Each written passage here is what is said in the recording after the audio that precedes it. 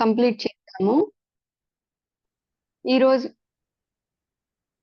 ఈరోజు మనము భగవద్గీతలోని 8వ అధ్యాయమైన భగవత్ ప్రాప్తి గురించి తెలుసుకుందాము. ముందుగా మంగళాచరణ్. ఓం అజ్ఞానతిమిరాంధస్య జ్ఞానాంజన శలాకయ చక్షురున్మిలితం యేన తస్మై శ్రీ గురవే నమః. శ్రీ చైతన్య మనోభీష్టం స్థాపితం యేన భూతలే స్వయం రూపా కదా మహ్యం దదాతి స్వపదాంతికం. వందేహం శ్రీ గురు శ్రీయుత పదకమలం శ్రీ గురూన్ వైష్ణవాంశ్చ శ్రీరూపం సాగ్రజాతం సహగణ రఘునాథాన్వితం తాం సజీవం సాద్వైతం సావధూతం పరిజన సహితం కృష్ణ చైతన్య దేవం శ్రీ రాధా కృష్ణ పాదాన్ సహగణ లలితా శ్రీ విశాఖాన్వితాంశ్చ. హే కృష్ణ కరుణా సింధో దీనబంధో జగత్పతే గోపేశ గోపికా కాంత రాధా కాంత నమోస్తుతే. తప్త కాంచన గౌరాంగి రాధే వృందావనేశ్వరి వృషభాను సుతే దేవి ప్రణమామి హరిప్రియే. వాంఛాకల్పతరుభ్యశ్చ కృపా సింధుభ్య ఏవ చ పతితానాం పావనేభ్యో వైష్ణవేభ్యో నమో నమః. అనంతకోటి వైష్ణవ వృంద की जय. श्रील प्रभुपाद की जय. नामाचार्य श्रील हरिदास ठाकुर की जय.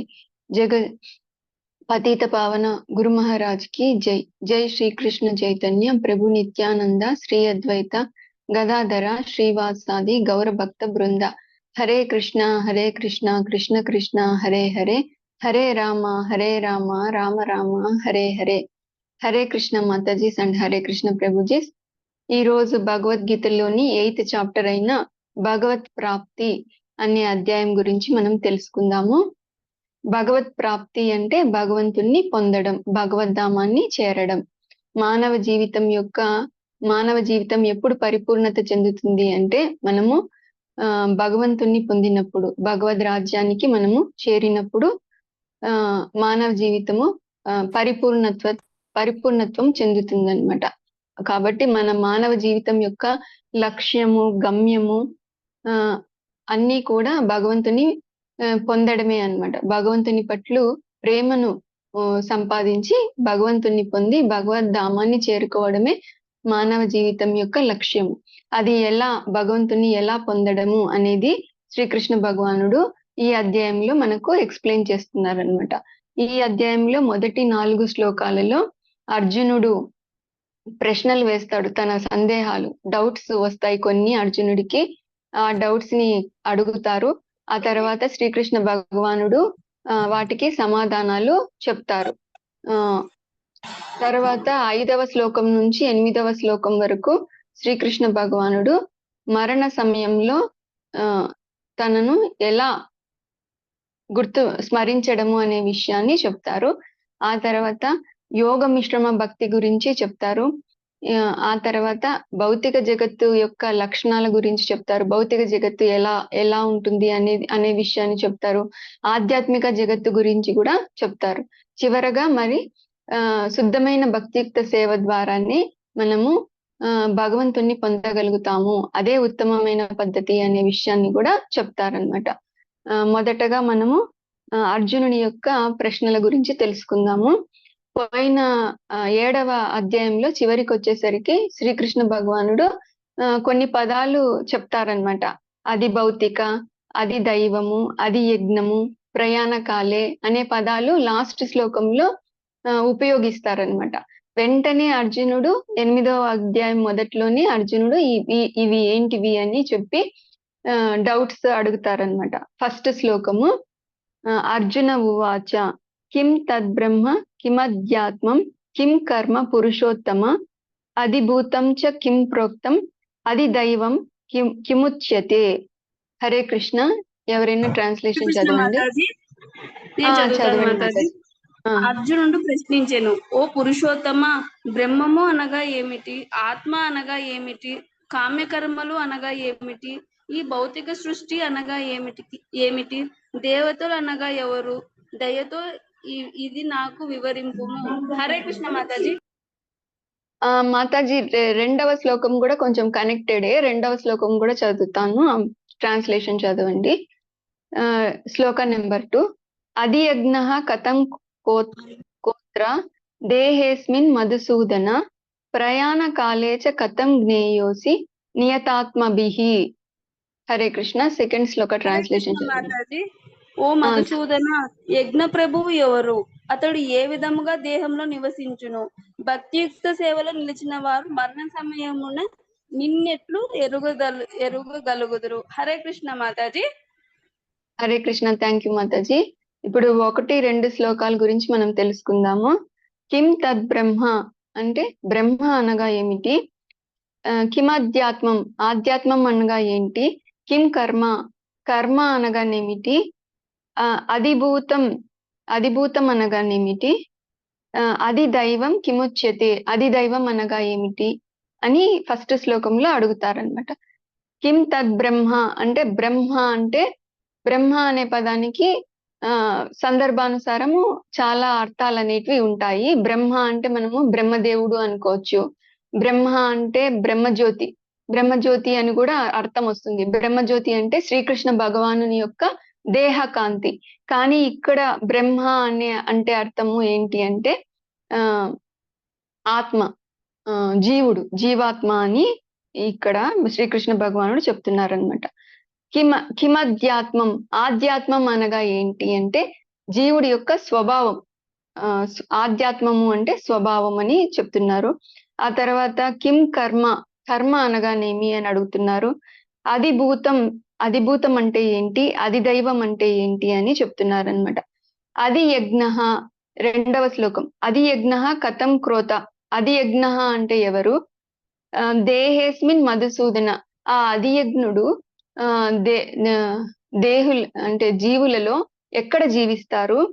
ప్రయాణ కాలేచ కథం జ్ఞేయోసి నియతాత్మభిహి అంటే భక్తియుక్త సేవ చేసే వాళ్ళు, భక్తులు ప్రయాణ కాలే అంటే మరణించే సమయంలో కథం జ్ఞేయోసి నిన్ను ఎలా స్మరించగలుగుతారు అని ఈ 8 రకాల ప్రశ్నలు అడుగుతారనమాట అర్జునుడు. మెయిన్ గా ప్రయాణ కాలే అంటే మరణించే సమయంలో భక్తులు నిన్ను ఎలా స్మరిస్తారు అని అడుగుతారనమాట. ఎందుకు అంటే మరణ సమయంలో మనం ఎవరినైతే స్మరిస్తామో అటువంటి వాళ్ళ భావాన్ని పొందుతామన్నమాట. ఇప్పుడు మనము ప్రయాణ కాలే అంటే అంతకాలంలో శరీరాన్ని విడిచే సమయంలో శ్రీకృష్ణ భగవానుని తలిస్తే మనము శ్రీకృష్ణ భగవానుని యొక్క దివ్య భావాన్ని పొంది భగవద్ధామము శ్రీకృష్ణ లోకానికి మనము చేరుతామన్నమాట. అలా కాకుండా భగవంతుని కాకుండా, శ్రీకృష్ణ భగవానుని కాకుండా ఇంకా ఎవరినైనా తలిచినామంటే గన అప్పుడు వాళ్ళు ఇంకొక జన్మ తీసుకోవాల్సి వస్తుందన్నమాట. భగవంతుని తలిస్తే భగవద్ధామం చేరుతాము. భగవంతుని, శ్రీకృష్ణ భగవానుని కాకుండా ఇంకా వేరే దాన్ని తలుచుకుంటే మనము ఈ భౌతిక జగత్తులోనే ఇంకో జన్మ తీసుకోవాల్సి వస్తుందన్నమాట. అంటే మరణ సమయంలో భగవంతుని, శ్రీకృష్ణుని తలిస్తే చాలా అంత ఈజీనా అని మనము అనుకోవచ్చు. కానీ మరణ సమయంలో జీవి ఎంతో బాధను అనుభవిస్తాడనమాట. ఎందుకు అంటే ఆ ఫైనల్ స్టేజ్ లో ఏమవుతుంది అంటే మన ఇంద్రియాలన్నిటివి పనిచేయవు, మన బుద్ధి అనేది కన్ఫ్యూజన్ లో ఉంటుంది. విపరీతమైన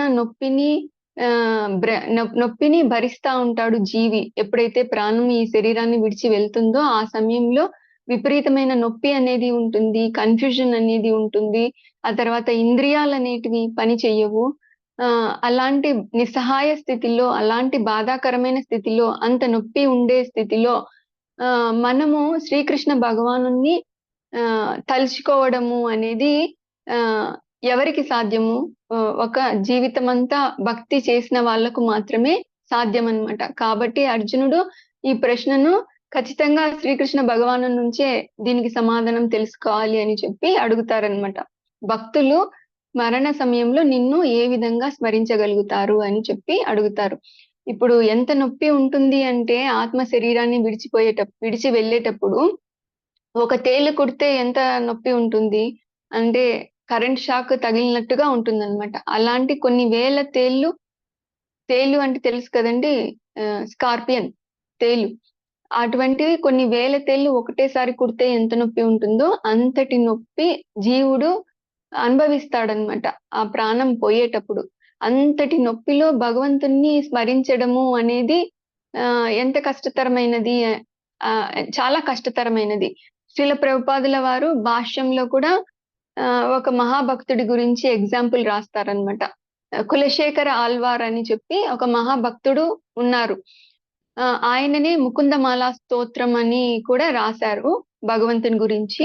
ఆ మహాభక్తుడు ఏమని ప్రేయర్స్ చేస్తారు అంటే గన, స్వామి ఓ కృష్ణ, నేను ఇప్పుడు ఆరోగ్యంగా ఉన్నాను, నా ఇంద్రియాలన్నీ చక్కగా పనిచేస్తున్నాయి. నేను నీకు ఇప్పుడు ఓ కృష్ణ, మీకు నేను ఇప్పుడు భక్తియుక్త సేవ చక్కగా చేస్తున్నాను, మిమ్మల్ని నేను నిరంతరము స్మరించుకోగలుగుతున్నాను. కానీ ఆ మరణ సమయంలో ఎప్పుడైతే నా ఇంద్రియాలన్నిటివి పని చేయవో, ఎప్పుడైతే నా గొంతులో గల్ల అనేది అడ్డుపడుతుందో, నా నా బుద్ధి అంతగా పని చేయదో, ఆ సమయంలో నిన్ను నేను తలుచుకుంటానో లేదో, నిన్ను నేను స్మరించుకోగలనో లేదో, కాబట్టి ఓ కృష్ణ, నేను ఇప్పుడే నా జీవితాన్ని ముగిస్తాను, నీ ధ్యానంలోనే ముగిస్తాను అని చెప్పి చెప్తారనమాట. ఒకసారి చదువుతాను చూడండి.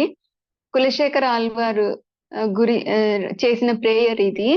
హే ప్రభు, నా మనసు ఇప్పుడు కలతలు లేకుండా నిర్మలముగా ఉన్నది.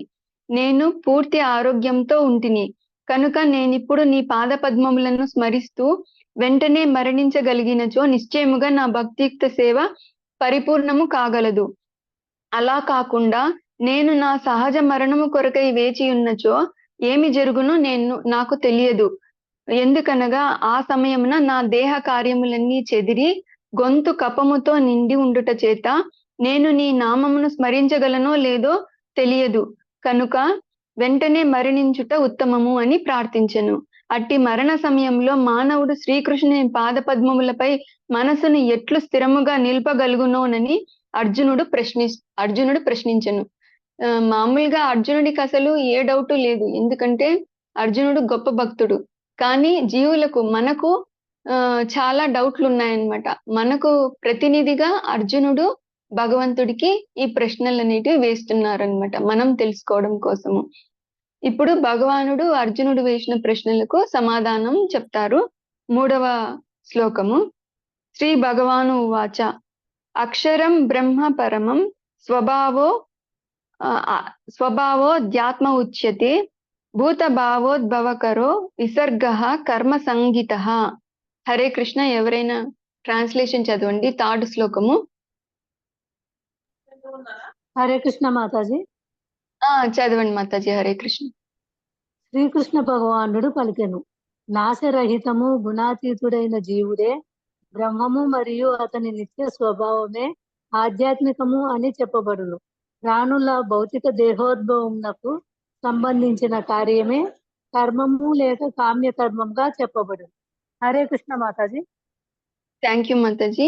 ఈ శ్లోకంలో శ్రీకృష్ణ భగవానుడు అర్జునుడి యొక్క ప్రశ్నలకు సమాధానాలు చెప్తున్నారన్నమాట. అక్షరం బ్రహ్మ పరమం. బ్రహ్మము అంటే జీవాత్మ. అక్షరం అంటే ఆత్మకు క్షరం, నశింపు అనేది లేదు. అక్షరము అంటే నశింపు లేదు అని అర్థం అన్నమాట. మనము 2వ అధ్యాయంలో ఆత్మ గురించి తెలుసుకున్నాం కదా. ఆత్మ నిత్యమైనది, నశింపు లేదు. దేహానికి మరణం ఉంది కానీ ఆత్మకు మరణం అనేది లేదు. ఆత్మ దేని చేత కూడా చంపబడలేదు, ఆయుధం చేత చంపబడలేదు, నీటిచే తడపబడదు, గాలిచే చెదరగొట్టబడదు. ఆత్మ నిత్యమైనది, ఆత్మకు పుట్టుక లేదు, ఆత్మకు చావు లేదు అని చెప్పి ఆత్మ యొక్క గుణాలన్నీ మనము 2వ చాప్టర్ లో తెలుసుకున్నాం కదా. అదే ఇక్కడ శ్రీకృష్ణ భగవానుడు మళ్ళీ చెప్తున్నారు. అక్షరం బ్రహ్మ పరమం. జీవాత్మ అనేది అక్షరమైనది, నాశరహితమైనది, గుణాతీతమైనది. ఈ దేహము మాత్రమే గుణములతో తయారైంటుంది. అంటే సత్వ రజస్తమో గుణాలతో తయారైంటుంది. కానీ ఆత్మ సచ్చిదానంద స్వరూపం అన్నమాట. అలాగే నాశరహితమైనది అని చెప్తున్నారు శ్రీకృష్ణ భగవానుడు. స్వభావో ఆధ్యాత్మ ఉచ్యతే. ఆధ్యాత్మము అనగానేమి అని చెప్పి అడిగారు కదా అర్జునుడు. దానికి శ్రీకృష్ణ భగవానుడు స్వభావం అంటే ఆత్మ యొక్క స్వభావమే ఆధ్యాత్మము అని చెప్తారనమాట. తర్వాత భూతభావోద్భవకరో విసర్గ కర్మ సంగీత. కర్మ అనగానేమి అని అడుగుతారు కదా అర్జునుడు. దానికి సమాధానంగా శ్రీకృష్ణ భగవానుడు ఏం చెప్తారు అంటే, జీవుడు ఈ భౌతిక జగత్తులో చేసే కర్మలు, కర్మ అంటే చేసే పని, చేసే పనుల వల్ల మళ్ళీ మళ్ళీ దేహాలని పొందుతా ఉంటాడనమాట. ఒకసారి పుణ్యకర్మలు చేస్తారు, ఒకసారి పాపకర్మలు చేస్తారు. వాటి ఫలితంగా కొన్నిసార్లు స్వర్గాలకు వెళ్తారు, కొన్నిసార్లు నరకానికి వెళ్తారు. అలా ఆ కామ్య కర్మల వల్లనే ఈ ఈ భౌతిక జగత్తులో మళ్ళీ మళ్ళీ జన్మ తీసుకోవడానికి చేసే పనులనే కామ్య కర్మలు అని అంటారు అని చెప్తారనమాట. అంటే స్వభావరీత్యా ఆత్మ అనేది భగవంతుని యొక్క అంశ. భగవంతుని యొక్క అంశ కాబట్టి తన స్థితి ఏంటి, తన స్వరూప స్థితి ఏంటి అంటే భగవంతుని యొక్క నిత్య దాసుడనమాట. ఆ విషయాన్ని మర్చిపోయి తన ఆధ్యాత్మిక స్వభావాన్ని మర్చిపోయి ఎప్పుడైతే జీవుడు బాడీలీ కాన్షియస్ లోనే ఉంటాడో, అంటే ఈ శరీరమే నేను అనే భావంలో ఉంటాడో, అప్పుడు జీవుడు ఎటువంటి పనులు చేస్తాడు, ఈ శరీరానికి ఏమేమి కంఫర్ట్స్ కావాలి, ఈ ఇంద్రియాలను ఎలా తృప్తిపరచుకోవాలి, ఈ ప్రకృతిపై ఈ ప్రకృతిని ఎలా అనుభవించాలి, ఈ ప్రకృతిపై ఆధిపత్యాన్ని ఎలా చేయాలి అనే విధంగానే తన కర్మలు చేస్తాడు. అలా చేస్తున్నంత కాలము ఈ భౌతిక జగత్తుపై ఆధిపత్యాన్ని చెలాయించాలి అనుకునేంత కాలము జీవుడు ఒక జన్మ తర్వాత ఇంకొక జన్మ, ఒక దేహం తర్వాత ఇంకొక దేహము తీసుకుంటూ ఈ భౌతిక జగత్తులోనే ఉండవలసి వస్తుందన్నమాట. అలా కాకుండా ఎప్పుడైతే తన స్వరూప స్థితిని తెలుసుకొని నేను శ్రీకృష్ణ భగవాన్ యొక్క నిత్య దాసుడని తెలుసుకొని భక్తియుక్త సేవలో నెలకొంటాడో, కృష్ణ చైతన్యవంతుడయి కృష్ణ చైతన్యంతో జీవితాన్ని గడుపుతాడో, అప్పుడు తను మరణ సమయంలో భగవంతుణ్ణి స్మరించుకొని భగవద్ధామము తిరిగి చేరగలుగుతాడు అని ఈ శ్లోకంలో ఈ భాష్యంలో శ్రీల ప్రభుపాదుల వారు చెప్తున్నారనమాట. మనము ఒకసారి పుణ్యకర్మలు చేస్తాము, స్వర్గానికి వెళ్తాము, ఒక్కొక్కసారి పాపకర్మలు చేస్తాము, ఆ తర్వాత మళ్ళీ నరకానికి వెళ్తాము. ఇప్పుడు మంచి పనులు చేశాము, స్వర్గంలోకి వెళ్తాము. స్వర్గంకి వెళ్తే ఏముంటుంది, ఇక్కడ కంటే కొంచెము సౌకర్యాలు ఎక్కువగా ఉంటాయి. అక్కడ ఆరోగ్య పరిస్థితి అనేది బాగుంటుంది, ఎందుకంటే అక్కడ అమృతం తాగుతారు కాబట్టి ఆరోగ్యం బాగుంటుంది, చాలా సౌకర్యవంతంగా ఉంటుంది. కానీ అక్కడే మనం పర్మనెంట్ గా ఉండేటట్లయితే పర్వాలేదు. కానీ ఎప్పుడైతే మనం చేసిన పుణ్యం యొక్క పాయింట్స్ అనేది అయిపోతుందో, అప్పుడు మనల్ని ఒక క్షణమైనా అక్కడ ఉంచకుండా మళ్ళీ ఈ భౌతిక జగత్తుకు పంపించేస్తారనమాట. కొంచెం పుణ్య పాయింట్స్ మాత్రం అట్లాగే పెట్టి మళ్ళీ భౌతిక జగత్తుకు పంపిస్తారు. ఎలా జీవుడు మళ్ళీ ఈ భౌతిక జగత్తుకు వచ్చి ఎలా జన్మ తీసుకుంటారు అనేది శ్రీల ప్రభుపాదుల వారు భాష్యంలో రాస్తున్నారు. కానీ యజ్ఞ ఫలము నశించినంతనే జీవులు వర్షపు చినుకులలో ప్రవేశించి భూమిని చేరి తరువాత ధాన్య రూపమును పొందును. ఆ ధాన్యములు మానవులచే భుజింపబడి పిమ్మట వీర్య రూపంలోకి మార్పు చెంది స్త్రీ గర్భమున చేరి తిరిగి మానవ దేహమును పొందును. మానవ జన్మలో జీవాత్మ తిరిగి యజ్ఞములను ఆచరిస్తూ అదే చక్రమును కొనసాగిస్తుండును. ఆ రకముగా జీవాత్మ భౌతిక మార్గంలో శాశ్వతముగా రాకపోకలు చేస్తుండును. కానీ కృష్ణ చైతన్యవంతుడైన వ్యక్తి అట్టి యజ్ఞములకు పూనుకోడు. అతడు ప్రత్యక్షంగా కృష్ణ చైతన్యంలో నెలకొని ఆ రకముగా భగవద్ధామమును చేరుటకు యత్నించును. ఎప్పుడైతే మన పుణ్య పాయింట్స్ పోతాయో అప్పుడు మనల్ని వెంటనే ఈ భూమికి పంపిస్తారు. ఎలా చేరుతామంట, వర్షపు నీటిలో మన ఆత్మ చేరుతుంది. ఆ వర్షపు నీరు ద్వారా వర్షపు నీరే ధాన్యంగా మారుతుంది. ఆ ధాన్యము తినినప్పుడు అదే వీర్యంగా మారుతుంది. ఆ వీర్యము స్త్రీ గర్భంలో చేరిన తర్వాత ఒక శిశువుగా జన్మ తీసుకుంటుంది. మానవ జీవితం మళ్ళీ వస్తుంది. మానవ జీవితం వచ్చిన తర్వాత మళ్ళీ మనం ఏం చేస్తాము, ఈ పాపపుణ్య కర్మలే చేస్తామన్నమాట.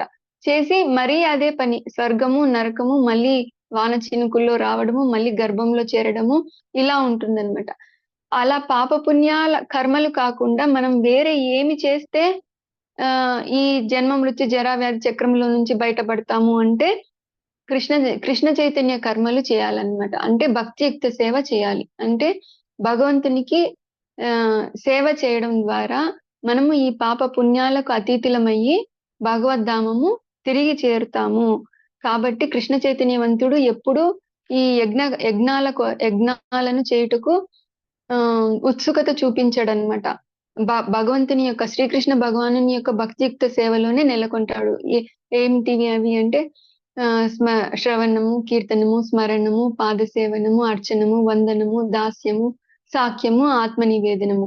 ఈ ఈ ఈ భక్తియుక్త సేవలలోనే నెలకొని భగవద్ధామం చేరడానికి ప్రయత్నిస్తారనమాట.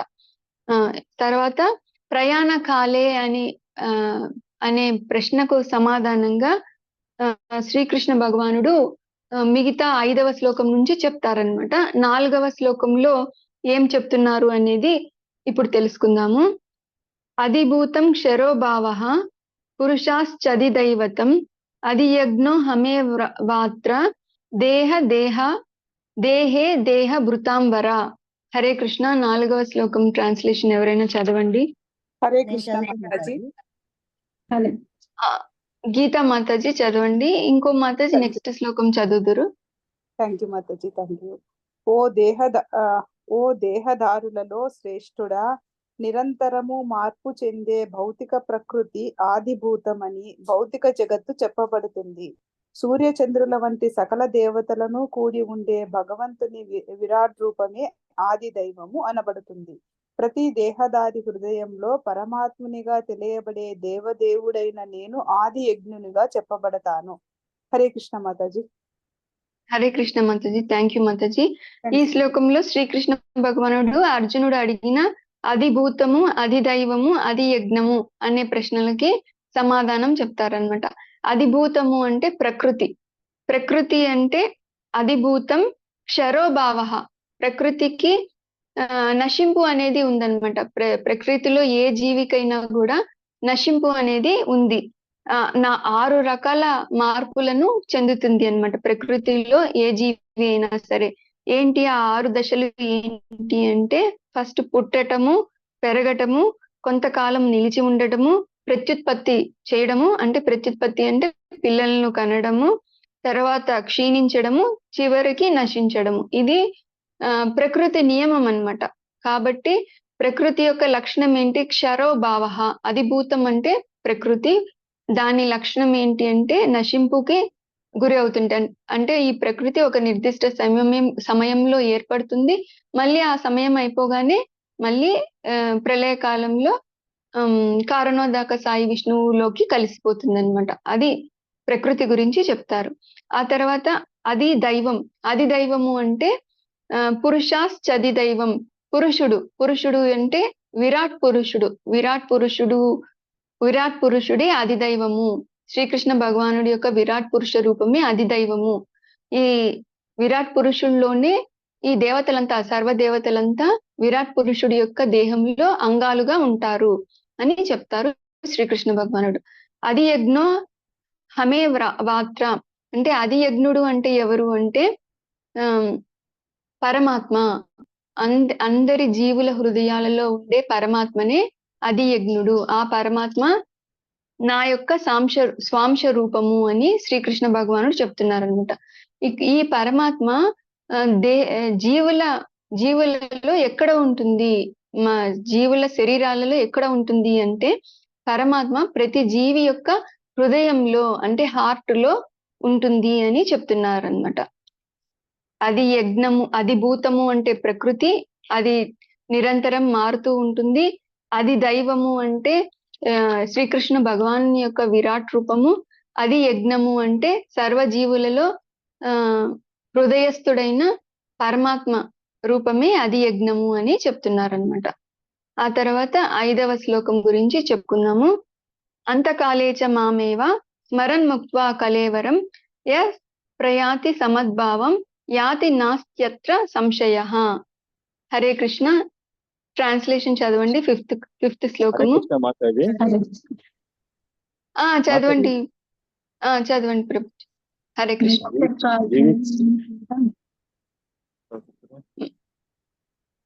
మాతాజీ. జీవితం చివరిలో కేవలం నన్నే స్మరిస్తూ తన దేహంను విడిచే ఎవడైనా శీఘ్రమే నా భావాన్ని పొందుతాడు. ఇందులో ఎటువంటి సందేహం లేదు. హరే కృష్ణ మాతాజీ. హరే కృష్ణ ప్రభుజీ.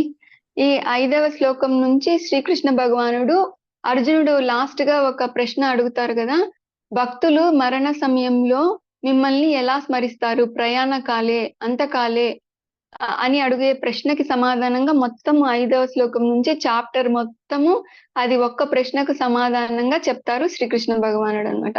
ఇది చాలా చాలా ఇంపార్టెంట్ శ్లోకం అన్నమాట. మనము ఎంత చేసినా కూడా, అంటే ఎంత భక్తి చేసినా, మనం జపం చేసేది, భగవంతునికి భక్తియుక్త సేవ చేసేది, భగవద్గీత బాగా భగవంతుని గురించి తెలుసుకునేది అంతా కూడా ఎందుకు అంటే గన మనము మరణ సమయంలో భగవంతుణ్ణి స్మరించడం కోసం.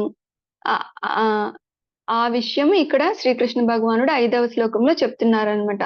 అంతకాలేచ అంటే మరణ సమయంలో, మామేవా మాం అంటే నన్ను, శ్రీకృష్ణ భగవానుడనైన నన్ను, ఏవా అంటే నిశ్చయంగా నన్ను మాత్రమే, అంటే శ్రీకృష్ణ భగవానుని మాత్రమే స్మరన్ ఎవరైతే స్మరిస్తారో, స్మరిస్తూ, ముక్త్వా కలేవరం అంటే కలేవరం అంటే దేహము, ముక్త్వా అంటే విడవడం, అంటే దేహాన్ని విడిచేటప్పుడు మరణ సమయంలో ఎవరైతే శ్రీకృష్ణ భగవాన్ని మాత్రమే స్మరిస్తారో వాళ్ళకేమవుతుందంట, యః ప్రయాతి సమద్భావం అంటే నా దివ్య భావాన్ని వాళ్ళు పొందుతారు, నా దివ్య భావాన్ని పొందడం ద్వారా నా ధామానికి వాళ్ళు చేరుతారు.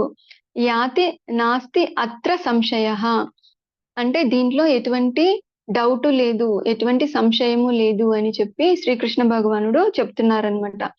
అంటే భగవానుడు ఏది చెప్పినా పరమ సత్యం. అలాంటి భగవానుడు ఒకటి చెప్పినారు, దానికి మళ్ళీ ఏం చెప్తున్నారు, దీంట్లో ఎటువంటి డౌట్ పడద్దు, ఇది సత్యము అని చెప్తున్నారు అనమాట. అంటే మనం ఖచ్చితంగా ఈ విషయాన్ని నమ్మి తీరాలన్నమాట. మనం భగవద్ధామానికి తిరిగి చేరాలి అంటే మరణ సమయంలో మనం శ్రీకృష్ణ భగవానుని మాత్రమే స్మరించాలి. అప్పుడే శ్రీకృష్ణ భగవాను యొక్క దివ్య భావాన్ని పొంది మనం భగవద్ధామాన్ని, భగవంతుని పొందగలుగుతాము అని చెప్తున్నారు అనమాట. అంటే శ్రీకృష్ణుని స్మరించడం అనేది హైలైట్ అన్నమాట ఈ శ్లోకంలో.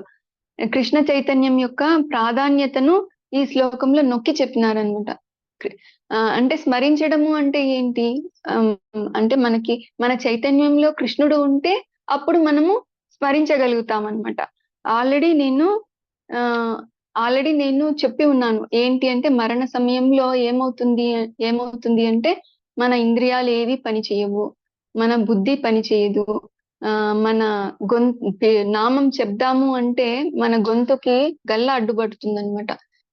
అటువంటి సమయంలో కన్ఫ్యూజన్ లో ఉంటాము, ఎంతో నొప్పితో ప్రాసెస్ ఆ జీవుడు ఆ శరీరాన్ని వదిలిపోతా ఉంటాడు.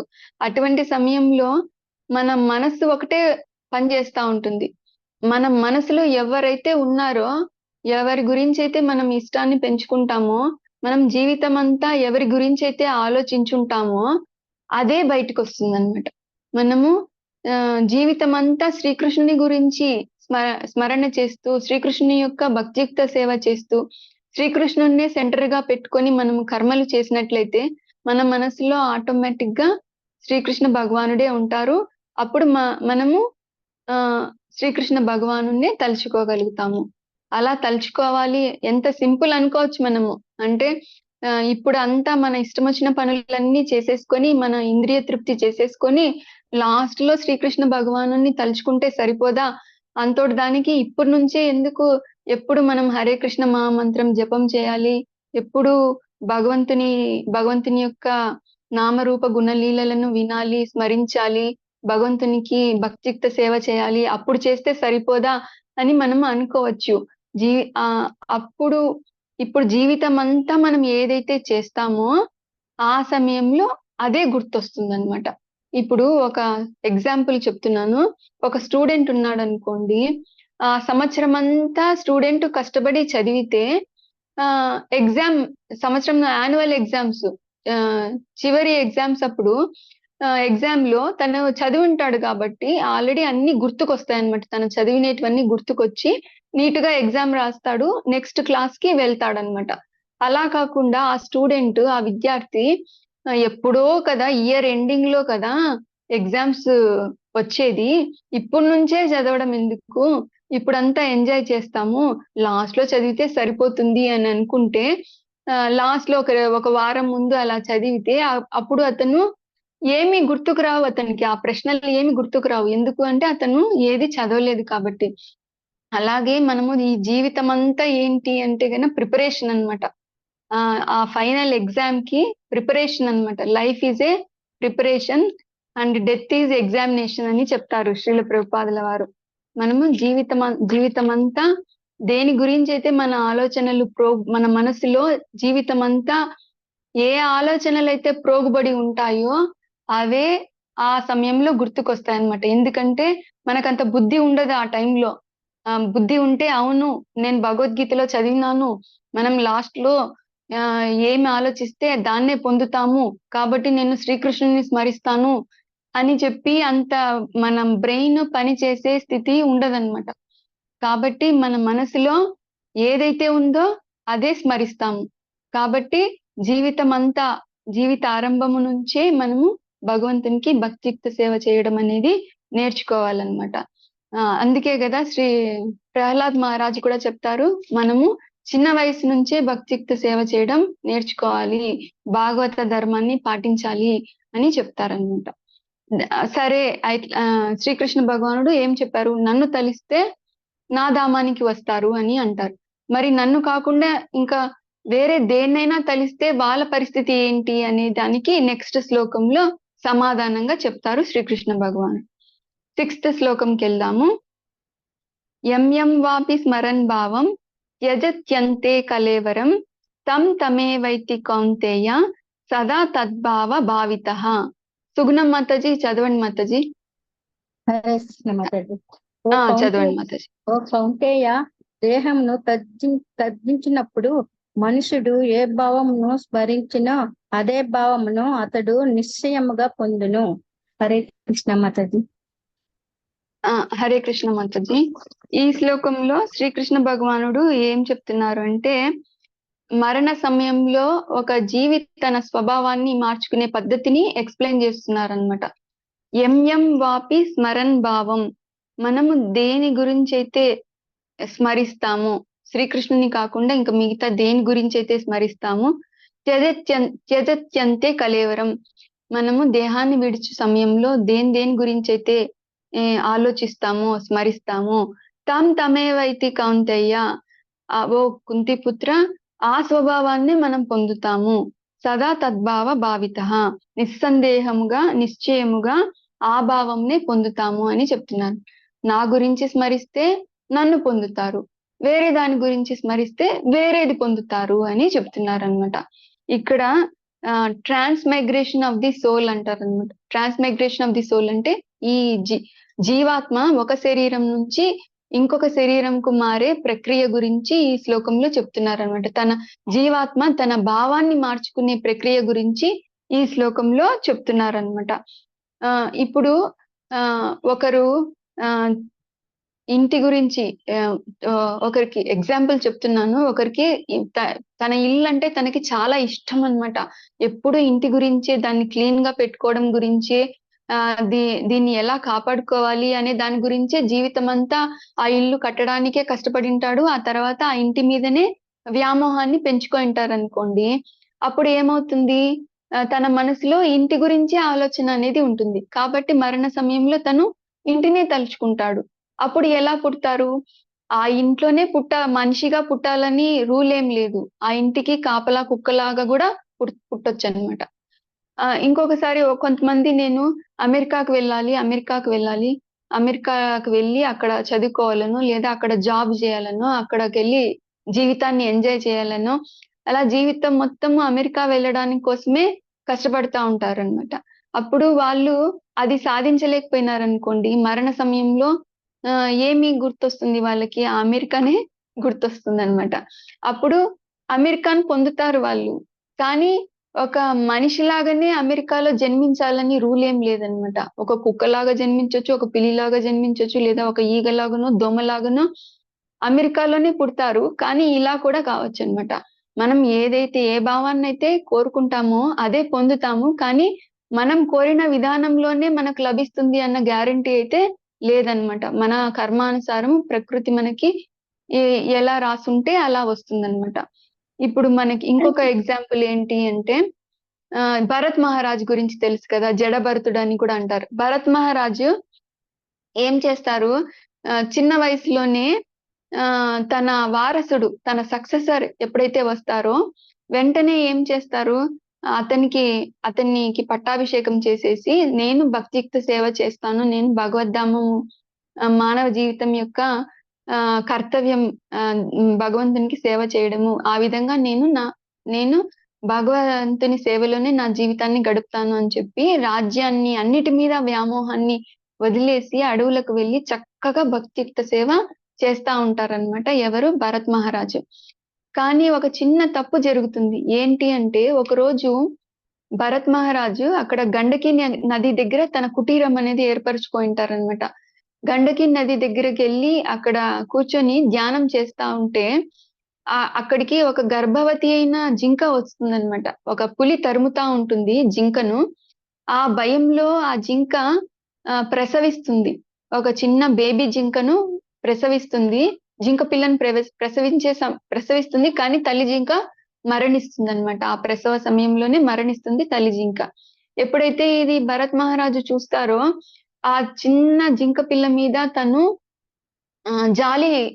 జాలి వస్తుందంట. అయ్యో దీనికి తల్లి లేదే, ఇలానే వదిలేస్తే ఇది చచ్చిపోతుంది కదా అని అనుకొని ఆ జింక పిల్లని తీసుకొచ్చి తన కుటీరంలోకి తీసుకొస్తాడనమాట. కుటీరంలోకి తీసుకొచ్చి దానికి గడ్డి పెడతాడు. అంతవరకు చేసుంటే బాగుండు, కానీ భరత్ మహారాజ్ ఏం చేస్తారు, దాని మీదనే ఎక్కువ వ్యామోహము పెంచుకుంటాడనమాట. ఒక జింక పిల్ల మీద వ్యామోహం పెంచుకుంటాడు, ఇష్టాన్ని పెంచుకుంటాడనమాట. రాజ్యాన్ని వదిలేశాడు, రాజ్య సుఖాలని వదిలేశాడు, భార్య పిల్లలని అందరినీ అప్పగించి భగవంతుని యొక్క సేవ చేద్దామని పోయారు. కానీ ఒక చిన్న జింక పిల్ల మీద వ్యామోహాన్ని, ఇష్టాన్ని పెంచుకుంటాడనమాట. పెంచుకొని ఎంతలా పెంచుకుంటాడు అంటే దాని సంరక్షణలోనే ఎప్పుడు తన పనులన్నీ తన టైం అంతా గడుపుతాడు. జపము మర్చిపోతాడు, భక్తియుక్త సేవ మర్చిపోతాడు. ఎప్పుడు చూడు ఆ జింకతోనే తన టైం ని గడుపుతాడనమాట. జింక మీదనే ప్రేమను మొత్తం పెంచుకుంటాడనమాట. కానీ ఒక రోజు ఏమవుతుంది, ఆ జింక భరత్ మహారాజ్ని వదిలేసి అడవిలోకి వెళ్ళిపోతుంది అనమాట. చూసారా, మనము ఎవరినైనా ఎవరి మీదైనా ఇష్టం పెంచుకోవచ్చు, ప్రేమను పెంచుకోవచ్చు, కానీ అదే విధంగా ఇతరులు కూడా మనల్ని ప్రేమించాలని, మన మీద ఇష్టపడాలని రూల్ ఏమీ లేదనమాట. ఇప్పుడు భరత్ మహారాజు జింకని ఎంతో ప్రేమించాడు, ఎంతో రక్షణ చేశాడు, కానీ ఆ జింకకు భరత్ మహారాజ్ మీద అటువంటి ప్రేమ అనేది లేదు, కాబట్టి అది వెళ్ళిపోయింది.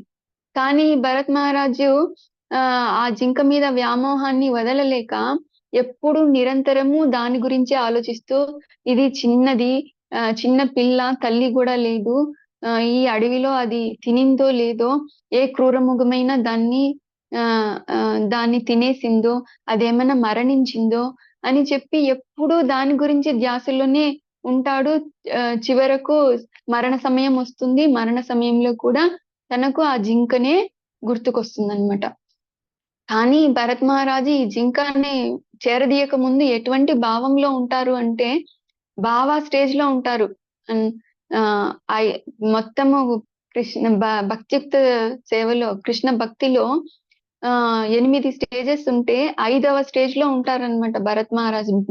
భావా స్టేజ్ లో ఉంటారు. అటువంటి భరత్ మహారాజ్ కూడా జింకను స్మరిస్తూ చనిపోతాడనమాట. కాబట్టి అతను నెక్స్ట్ జన్మలో జింకై పుడతాడనమాట. కానీ భగవంతుని యొక్క కృప వల్ల ఆ భరత్ మహారాజ్కి జింక శరీరంలో ఉన్నా కూడా తను పూర్వజన్మలో భరత్ మహారాజునని, ఒక జింక మీద వ్యామోహం పెంచుకోవడం ద్వారా నాకు ఈ జింక జన్మ వచ్చింది అనే స్పృహ అనేది ఉంటుందన్నమాట భగవంతుని యొక్క దయ వల్ల.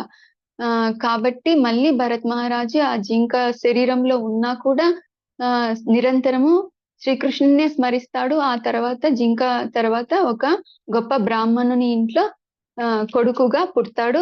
ఆ తర్వాత తన భక్తియుక్త సేవను కంప్లీట్ చేసుకొని భగవద్ధామము తిరిగి వెళ్తారనమాట. కాబట్టి ఈ ఎగ్జాంపుల్స్ అన్ని ఏం చెప్తున్నాను అంటే, మనము మరణ సమయంలో దేని గురించి అయితే ఆలోచిస్తామో అదే భావాన్ని పొందుతాము అని చెప్పి శ్రీకృష్ణ భగవానుడు చెప్తున్నారనమాట.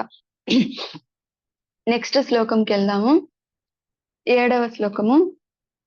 తస్మాత్ సర్వేషు కాలేషు మాం అనుస్మర యుధ్య చ మయ్యర్పిత మనోబుద్ధిర్ మామే వైశ్యసి అసంశయః. హరే కృష్ణ. ఎవరైనా 7th శ్లోకం ట్రాన్స్లేషన్ చదవండి. హరే కృష్ణ మాతాజీ. హరే కృష్ణ మాతాజీ, చదవండి మాతాజీ. కావున ఓ అర్జున, సర్వకాలంలో యందున నీవు నన్నే శ్రీకృష్ణుని తలంచుచు నీ ఇజ్జత్ ధర్మమైన యుద్ధము నోనరింపుము. నీ కర్మలను నాకు అర్పించుట ద్వారా మరియు నీ మనోబుద్ధులను నా యందు నిలుపుట ద్వారా నీవు నన్ను సందేహముగా పొందగలవు. Hare Krishna Mataji. Thank you Mataji. First 5వ శ్లోకంలో శ్రీకృష్ణ భగవానుడు ఏం చెప్పారు? ఈ 7th శ్లోకం అనేది దానిలోకి కంటిన్యూయేషన్ అనమాట. 5, 6 శ్లోకాస్ కి కంటిన్యూయేషన్ 7th శ్లోకం. 5వ శ్లోకంలో ఏం చెప్పారు? ఓ అర్జున, మరణ సమయంలో ఎవరైతే నన్ను స్మరిస్తారో నా ధామం పొందుతారు. 6వ శ్లోకంలో ఏం చెప్పారు? అలా కాకుండా ఇంకా వేరే ఏదాన్నైనా స్మరిస్తే వాళ్ళు ఆ భావాన్ని పొందుతారు, వేరే జన్మ తీసుకుంటారు. కాబట్టి ఓ అర్జున, నిరంతరము నన్నే స్మరించు అని చెప్తారనమాట 7th శ్లోకంలో. తస్మాత్ సర్వేషు కాలేషు అంటే తస్మాత్ అంటే కాబట్టి, దేర్ ఫోర్, సర్వేషు కాలేషు సర్వకాల సర్వావస్థల్లో, మాం అనుస్మర నన్ను మాత్రమే స్మరించు అని చెప్తున్నారనమాట. నువ్వు కృష్ణ చైతన్యాన్ని జీవిత ఆరంభం నుంచే మొదలు పెట్టాలి. కాబట్టి సర్వకాల సర్వావస్థల్లో నన్ను మాత్రమే స్మరించు, నా చైతన్యంలోనే ఉండు, కృష్ణ చైతన్యంలోనే ఉండు. అలాగని నీ డ్యూటీ మానేయి అని చెప్పడం లేదనమాట. యుధ్యచ, యుద్ధం కూడా చెయ్యి నువ్వు. నీ విద్యుక్త అర్జునుడు క్షత్రియుడు కాబట్టి యుద్ధం అనేది క్షత్రుని యొక్క డ్యూటీ. కాబట్టి నువ్వు యుద్ధం కూడా చెయ్యి అంటున్నారు. ఇంకా ఏమంటున్నారు? మయ్యర్పిత మనోబుద్ధిర్, నీ మనస్సును నీ బుద్ధిని నాకు సమర్పించు. అంటే నీ విద్యుక్త ధర్మాలను చెయ్యి, మళ్ళీ నీ మనసును బుద్ధిని కూడా నాకే సమర్పించు. ఈ విధంగా చేయడం ద్వారా మామే వైశ్యసి అసంశయ, నువ్వు నన్ను తప్పకుండా పొందుతావు, ఎటువంటి డౌట్ లేదు అని చెప్తున్నారనమాట. అంటే శ్రీకృష్ణ భగవానుడు ఎవరిని డ్యూటీ మానేయమని చెప్పడం లేదు. అంటే 24 గంటలు నన్నే స్మరించు అని చెప్పడం లేదు. సర్వకాల సర్వావస్థల్లో స్మరించమంటున్నాడు. అలాగే డ్యూటీ కూడా చేయమంటున్నారు. అలాగే నీ మనసును నీ బుద్ధిని కూడా నాకు సమర్పించు, నాకు శరణాగతి, నాకు అర్పించు అని చెప్తున్నారు. ఈ విధంగా ఏది వదిలట్లేదు. యుద్ధం చేయాలంటే చేతులతో కాళ్ళతో చేయాల, శరీరంతో నా పని చెయ్యి, బుద్ధిని నాకు సమర్పించు, మనసుని నాకే సమర్పించు. ఆ విధంగా సర్వకాల సర్వావస్థల్లో నన్ను స్మరించు. అలా చేస్తేనే అసంశయంగా నన్ను పొందుతావు అని, శ్రీకృష్ణ భగవానుడైన నన్ను పొందుతావు అని చెప్పి చెప్తున్నారనమాట. అంటే ఇక్కడ గ్రాస్ బాడీ, స్థూల శరీరము అంటే శరీరము, ఇంద్రియాలు, చేతులు, కాళ్ళు, వీటిని నా సేవలో ఉపయోగించు. సూక్ష్మ శరీరము, మనసు, బుద్ధి, మిథ్యా అహంకారము, సూక్ష్మ శరీరాన్ని నా సేవలోనే ఉపయోగించు. దేన్ని వదలట్లేదు అనమాట శ్రీకృష్ణ భగవానుడు. మనస వాచ కర్మన నాకు శరణాగతి పొందితేనే నువ్వు ఏ డౌట్ లేకుండా నన్ను చేరగలుగుతావు అని చెప్తున్నారనమాట. అప్పుడు మనకి డౌట్ రావచ్చు, శ్రీకృష్ణ భగవానుడు ఫస్ట్ లైన్ లో ఏం చెప్తున్నారు? తస్మాత్ సర్వేషు కాలేషు మాం అనుస్మర. కాబట్టి ఓ అర్జున, సర్వకాల సర్వావస్థల్లో నన్నే స్మరించు అని చెప్తున్నారు. మామూలుగా స్మరించడం కాదు, ఇక్కడ అనుస్మర అంటున్నారు అనమాట. అను అనే పదం ఇక్కడ ఇంపార్టెంట్. మాం అనుస్మర. అను అంటే అనుసరించడం అన్నమాట, ఫాలో అవ్వడం. Follow the foot steps of other devotees, great devotees. అంటే గొప్ప భక్తులు ఎలా నన్ను భక్తియుక్త సేవ చేస్తూ స్మరించారో వారి అడుగుజాడల్లో నువ్వు నడుస్తూ అలా నన్ను స్మరించు అని చెప్తున్నారు అనమాట. అంటే గొప్ప భక్తులు ఎవరు? ప్రహ్లాద్ మహారాజు, గోపికలు సర్వకాల సర్వావస్థల్లో వాళ్ళు పనులు చేస్తున్నా కూడా శ్రీకృష్ణ భగవానునే తలిచారు. రుక్మిణీదేవి తను తన రాజ్యంలో ఉంటూ కూడా శ్రీకృష్ణ భగవాను గురించి నారదముని ద్వారా మరియు ఇతర భక్తుల ద్వారా విని భగవంతుని పట్ల ప్రేమను పెంపొందించుకుందనమాట. అసలు రుక్మిణీదేవి శ్రీకృష్ణుని చూడనే లేదు, కానీ కూడా భగవంతుని యొక్క నామ రూప గుణలీలలను నిరంతరం స్మరించడం ద్వారా వినడం ద్వారా శ్రీకృష్ణుని పట్ల ప్రేమను పొందుతుందని ప్రేమను పెంచుకుంటారు రుక్మిణీ మాత. అలాగే సీతామాత రావణుడు లంకలో అపహరించి లంకలో ఉంచుతాడు. లంకలో ఉంచినా కూడా సీతామాత ఏం చేశారు? సర్వకాల సర్వావస్థల్లో ఆమె సీతామాత నిరంతరము రాముణ్ణి, శ్రీరామ భగవానుణ్ణి స్మరించిందనమాట. అలా గొప్ప గొప్ప డివోటీస్ యొక్క అడుగుజాడల్లో నువ్వు కూడా నడిచి ఆ విధంగా నన్ను స్మరణ చెయ్యి అని చెప్తున్నారు శ్రీకృష్ణ భగవానుడు. అట్లనే ఏం చెప్తున్నారు? యుధ్యచ అంటే నువ్వు నీ డ్యూటీ కూడా చెయ్యి, నన్ను స్మరించు, డ్యూటీ కూడా చెయ్యి, నువ్వు క్షత్రియుడివి కదా, యుద్ధం కూడా చెయ్యి అంటున్నారు అనమాట. అది ఎలా కుదురుతుంది సార్ అంటే భగవంతుని ఒక పక్క స్మరించాలంటారు, ఒక పక్క యుద్ధం చేయాలంటారు, ఎలా కుదురుతుంది? ఇప్పుడు యుద్ధం రంగం ఎలా ఉంటుంది అంటే ఎటు నుంచి ఆరోస్ వస్తాయి అనేది తెలియదు. ఒక్క క్షణం ఏమార్పాటుగా ఉన్నా కూడా ప్రాణాలే పోతాయి. అటువంటప్పుడు అర్జునుడు ఓ కృష్ణ కృష్ణ కృష్ణ అని చెప్పి స్మరించుకుంటూ ధ్యానం చేస్తూ నామ ధ్యానము, రూప ధ్యానము, లీలా ధ్యానము చేసినారనుకో, అప్పుడు అర్జునుడు వేసే బాణాలు ఆ కౌరులకి భీష్ముడికి కాకుండా వేరే వాళ్ళకి తగలొచ్చు. అంతెందుకు పాండవులు, ధర్మరాజు, భీముడికైనా తగలొచ్చు. కాబట్టి ఇక్కడ యుధ్యచ అంటే నీ విద్యుక్త ధర్మాలను ఎలా చేయాలి అని చెప్తున్నారనమాట. ఇక్కడ శ్రీకృష్ణ భగవానుడు ఎలా చెప్తున్నారంటే, ఇప్పుడు అర్జునుడు చేస్తున్నది శ్రీకృష్ణుడి యొక్క ఇన్స్ట్రక్షన్స్ మేరకే. అంటే తనకు శ్రీకృష్ణుని యొక్క ప్రీత్యర్థం కోసమే అర్జునుడు యుద్ధం చేస్తున్నాడు అనమాట.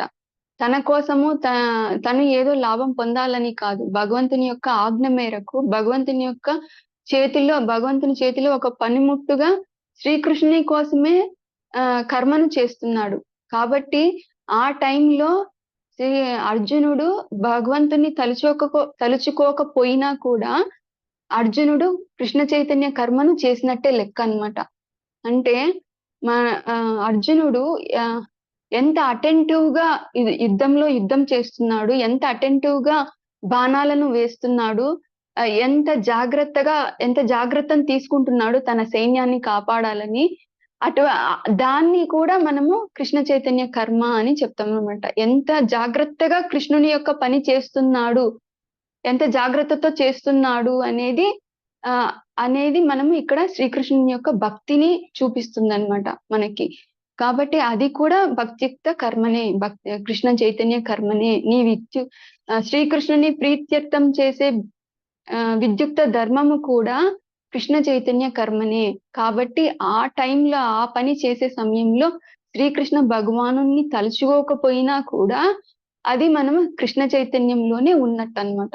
ఇప్పుడు మనము భగవంతునికి భోగం పెట్టడానికి, నైవేద్యం పెట్టడానికి వంట చేస్తాము, పాలు కాచుతుంటాం అనుకోండి.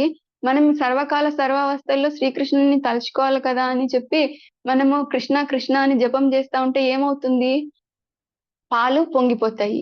మనం పప్పు పెట్టినాం అనుకోండి కుక్కర్లో, మనం చూసుకోకపోతే ఏమవుతుంది? అది మాడిపోతుంది. మాడిపోయిన కూరలు భగవంతునికి నైవేద్యం పెడితే ఎలా? అలా కాదు. మనం ఏ పని చేసినా కూడా దాంట్లో ఎంత అటెంటివ్ గా చేసినాము, శ్రీకృష్ణుని యొక్క పనిని ఎంత జాగ్రత్తగా చేసినాము అనేది కూడా భక్తియుక్త సేవని అని చెప్పి శ్రీకృష్ణ భగవానుడు ఇక్కడ చెప్తున్నారనమాట. ఇంకేం చెప్తున్నారు? నీ మైండ్ని, నీ మనస్సుని, నీ బుద్ధిని కూడా నాకే సమర్పించు అని కూడా చెప్తున్నారనమాట. అంటే ఇక్కడ మనస్సు అంటే ఏంటి? మనసులో ఏముంటుంది? మన యొక్క భావాలు, మన యొక్క ఆలోచనలు, మన యొక్క కోరికలు, మన యొక్క ఎమోషన్స్ అన్నీ కూడా మన మనసులో ఉంటాయన్నమాట. బుద్ధి ఏం చేస్తుంది? బుద్ధి అనేది ఆలోచిస్తుంది అనమాట. అంటే ఇది మంచిదా, ఇది చెడ్డదా అని డిస్క్రిమినేట్ చేస్తుంది అనమాట. అంటే ఈ పని చేయడం వల్ల మనకి భక్తికి అనుకూలమైన పనేనా ఇది? ఈ పని చేయడం వల్ల మనము శ్రీకృష్ణుడు ప్రీతి చెందుతాడా? Does Krishna pleases with this work? అంటే ఈ పని చేయడం శ్రీకృష్ణుడికి నచ్చుతుందా అనేది బుద్ధిచే మనము తెలుసుకుంటామన్నమాట. బుద్ధిచే ఇంకా ఏం చేస్తాము? భగవద్గీత, భాగవతము ఇవి చదివి భగవంతుని గురించి అర్థం చేసుకుంటాం అన్నమాట. భగవంతుని యొక్క తత్వం గురించి తెలుసుకుంటాం అన్నమాట. ఆ విధంగా బుద్ధిచే నా గురించి తెలుసుకో, మరియు భక్తియుక్త సేవకు ప్రతికూలమైన విషయాలను, ప్రతికూలమైన కర్మలను విడిచిపెట్టు. భక్తియుక్త సేవకు అనుకూలమైన కర్మలను నీవు చెయ్యి. అదే విధంగా ఈ మైండ్ తో మనం ఏం చేస్తాము? మైండ్ తో మనము ధ్యానిస్తాం. అంటే జపం చేస్తాం కదా! జపం చేసేటప్పుడు మనము హరే కృష్ణ మహామంత్రాన్ని జపం చేసేటప్పుడు ఏం చేయాలి మనము? మన మనసుని మొత్తము భగవంతుని యొక్క నామాన్ని వినడం మీదనే శ్రద్ధ పెట్టాలన్నమాట. అంటే హరే కృష్ణ మహామంత్రం జపం చేసేటప్పుడు మనం మన నాలికతో జపం చేస్తా ఉంటాము. మన చెవులతో భగవంతుని నామాన్ని చక్కగా వినాలన్నమాట. అంటే మనం మనసుని ఎక్కడ లగ్నం చేస్తున్నాము? భగవంతుని యొక్క నామాలను వినడం మీద లగ్నం చేస్తున్నాము. ఆ విధంగా మనం భగవంతుని పట్ల భగవంతుని ధ్యానం చేస్తున్నాం అన్నమాట. ధ్యానం చేస్తూ భగవంతుని పట్ల మనము ఎమోషన్ ని ప్రేమను పెంచుకోగలుగుతున్నాం అన్నమాట.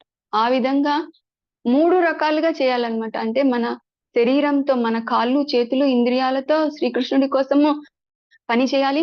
ఆ విధంగానే మన మైండ్ తో భగవంతుని గురించి ధ్యానం చేయాలి. ఆ తర్వాత మన బుద్ధితో భగవంతుని యొక్క భగవద్గీత, భాగవతం గురించి చదివి భగవంతుని యొక్క తత్వాన్ని తెలుసుకోవాలి. అదే విధంగా మన భక్తికి ఏది మంచిది, ఏది చెడ్డది అని మన బుద్ధితో ఆలోచించి మంచిదాన్ని గ్రహించాలి, చెడుదాన్ని విడిచిపెట్టాలి. ఇవన్నీ కూడా ఈ 3 అంశాలు మనస, వాచ, కర్మేణ మనము భగవంతునికి మన బుద్ధిని, మనసును, మన ఇంద్రియాలను, మన శరీరాన్ని అర్పించాలి అని చెప్తున్నారన్నమాట. ఇంకా ఏమని చెప్తారు అంటే గన కేవలము భగవంతుని కోసం కర్మలు చేస్తే అది భక్తియుక్త సేవ కాదు. కేవలము అంటే అది భక్తియుక్త సేవనే, కానీ పరిపూర్ణమైన భక్తియుక్త సేవ కాదు. కేవలము మనము భగవంతుని కోసం జపం చేస్తూ నిరంతరము ధ్యానం మాత్రమే చేసామనుకోండి, అది కూడా భగవంతునికి పరిపూర్ణమైన భక్తియుక్త సేవ కాదు. కేవలము మనము భగవంతుని తెలుసుకోవడానికి భగవద్గీత, భాగవతం పఠనం చేసి మనము భగవంతునికి కోసము ఎటువంటి పనులు చేయకుండా, భగవంతుని భక్తియుక్త సేవ ఏది చేయకుండా, మనం భగవంతుని నామరూప గుణ లీలలను ధ్యానించకుండా కేవలము భగవంతుని గురించి పఠనం చేస్తూ భగవత్ తత్వాన్ని మాత్రమే తెలుసుకుంటే అది సంపూర్ణమైన భక్తియుక్త సేవ కాదనమాట. సంపూర్ణమైన భక్తియుక్త సేవ అంటే ఏంటి అంటే గన మనము మన శరీరంతో, మన ఇంద్రియాలతో భగవంతుని కోసం పని చేయాలి. ఆ తర్వాత మన మైండ్ తో భగవంతుని ధ్యానించాలి, జపం చేస్తూ భగవంతుని ధ్యానించాలి, స్మరించాలి. ఆ తర్వాత మన బుద్ధితో భగవంతుని యొక్క తత్వాన్ని తెలుసుకోవాలి, భగవంతుని గురించి తెలుసుకోవాలి. భక్తియుక్త సేవ చేయడానికి ఏది మంచిది, ఏది చెడ్డది అనే విషయాన్ని మనం తెలుసుకోవాలి. మూడిటిని మనసు, బుద్ధి, తర్వాత మన శరీరాన్ని మూడిటిని భగవంతుని యొక్క సేవలో ఉపయోగించాలి. అప్పుడు మాత్రమే మనము సంపూర్ణమైన, పరిపూర్ణమైన భక్తియుక్త సేవ చేసినట్లు అవుతుందన్నమాట.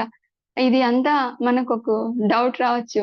ఇది అంతా మనం చేయగలుగుతామా? మన బుద్ధిని, మన మనసును, మన శరీరాన్ని అన్నిటినీ భక్తియుక్త సేవలో మనం వినియోగించగలుగుతామా? మనకు అంతటి సామర్థ్యం ఉందా? నాకు అంత శక్తి ఉందా అని మనకి డౌట్ రావచ్చు అన్నమాట.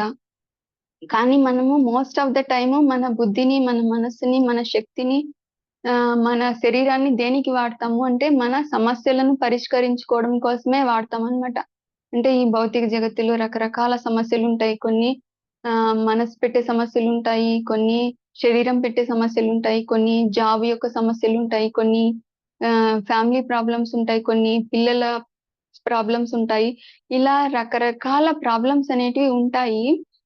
కేవలము మనము ఆ ప్రాబ్లమ్స్ గురించే ఆలోచిస్తూ మనము మన మైండ్ ని మొత్తము ఆ ప్రాబ్లమ్స్ మీద ఎలా సాల్వ్ చేయాలి అనే దాని గురించే ఆలోచిస్తూ మన బుద్ధితో ఆ ప్రాబ్లమ్స్ నుంచి సొల్యూషన్స్ ఆ కష్టాలు ఎలా తీరాలి, ఏం చేస్తే తీరుతుంది అని మన బుద్ధితో ఆలోచించి ఆ విధంగా మన శరీరంతో ఆ పనులు చేస్తా పోతా ఉంటే అంతం అనేది ఉండదు. మనకు ఒక 2-3 ప్రాబ్లమ్స్ ఉన్నాయా, సరే వీటి గురించి ఆలోచించి సరైన సొల్యూషన్స్ తీసుకొని వచ్చి మన ప్రాబ్లమ్స్ తీరిపోతాయా అంటే చేయొచ్చు. కానీ మన సమస్యలకి అంతం అనేదే లేదే. ఒకదాని తర్వాత ఒకటి వస్తూనే ఉంటుందన్నమాట. కాబట్టి మనము కేవలము మన శక్తిని మొత్తము మన సమస్యలను తీర్చుకోవడం కోసమే మనము వినియోగించినట్లయితే, మన టైం ని మొత్తము వినియోగించినట్లయితే ఇంకా మనం భగవంతుని ఎట్లా స్మరించేది, భగవంతుని యొక్క భక్తియుక్త సేవ ఎలా చేసేది? కాబట్టి మనము ఏం చేయాలంటే మన శక్తిని, మన బుద్ధిని, మన మనస్సుని మన భగవంతుని యొక్క భక్తియుక్త సేవ చేయడానికి మార్చేయాలంటే, ఇప్పటి వరకు మనము మన భౌతిక శక్తిని మాత్రమే వాడినామన్నమాట. మెటీరియల్ పొటెన్షియల్ అంటారు. మనలోని ఆధ్యాత్మిక శక్తిని కూడా మనము జాగృత పరచాలన్నమాట. Spiritual potential.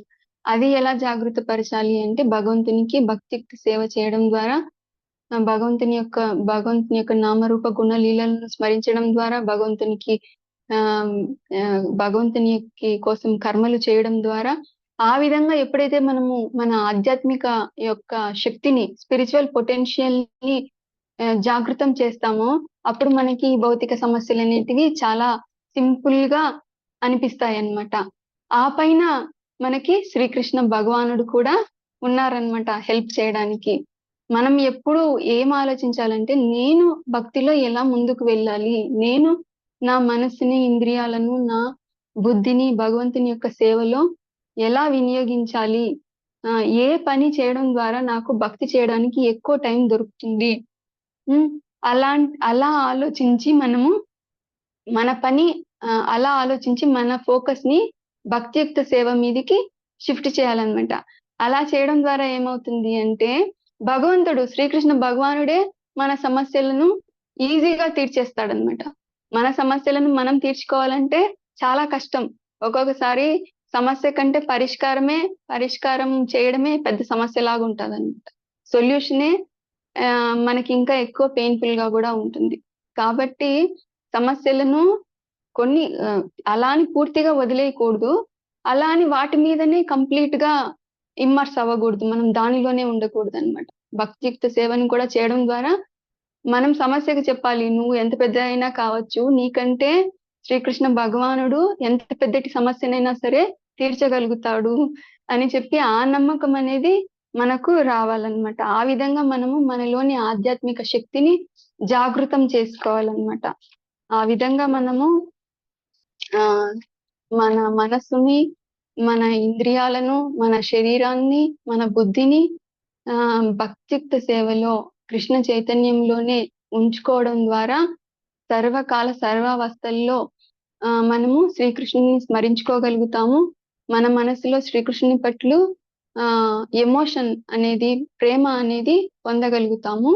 ఆ విధంగా మనము జీవితం అంతా గడిపినట్లయితే మన చివరి సమయంలో కూడా శ్రీకృష్ణ భగవానుని మనము తలుచుకోగలుగుతాము. జీవితం అంతా ఏం తలుచుకున్నామో జీవితాంతంలో కూడా దాన్నే తలుచుకుంటాము అని చెప్పి చెప్తున్నారనమాట. అలా మనలోని ఆధ్యాత్మిక శక్తిని జాగృత పరచుకోవడానికి, అంటే ప్రతి జీవి హృదయంలో శ్రీకృష్ణుని పట్ల ప్రేమ అనేది ఉంటుంది. ప్రతి జీవికి ఉంటుంది శ్రీకృష్ణుని పట్ల ప్రేమ.